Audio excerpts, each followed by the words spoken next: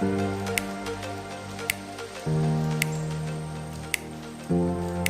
ゃんと乗り始めて1週間ぐらいなんですけども、何もないから音がうるさいのか、引っ越したばかりの家具がない部屋ってめちゃめちゃ響くじゃないですか。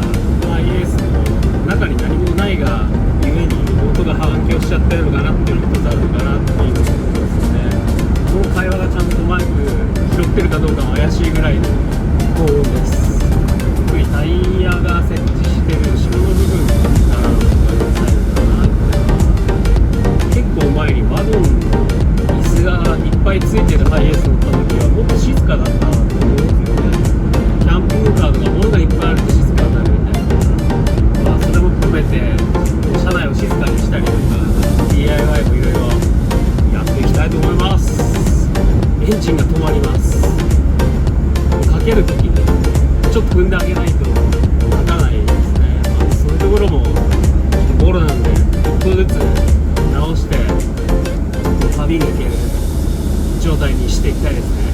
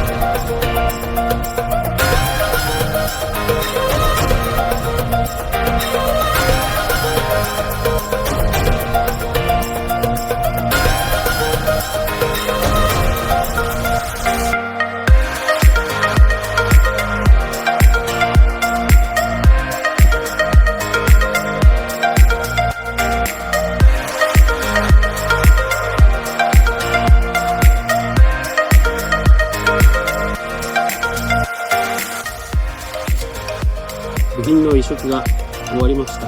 この後ろのカバーとこの変な黒いやつです。じゃあつけていきたいと思います。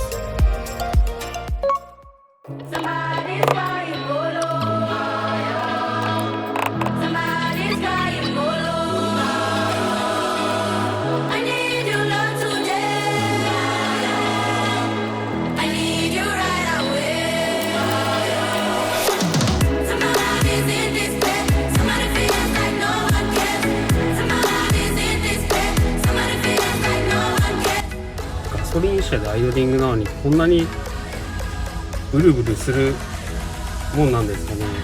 プルプルしてるのが見えると思うんですよ。これ分かりやすいですね。こんなもんなんですかね。普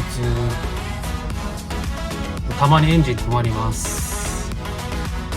なんだ